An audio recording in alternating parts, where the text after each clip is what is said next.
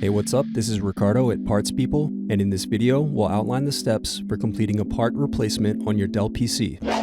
Visit our website and use this coupon for a 5% off discount.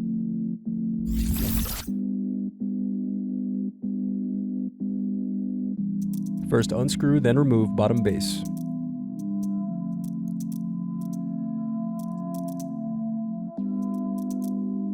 Then unscrew and remove battery. Now unscrew and disconnect antenna cables. Then disconnect display cable. Then unscrew and remove display assembly.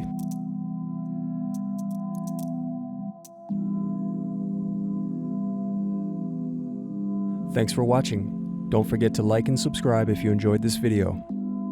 And if you need more, check out this playlist to watch other tutorials for your laptop.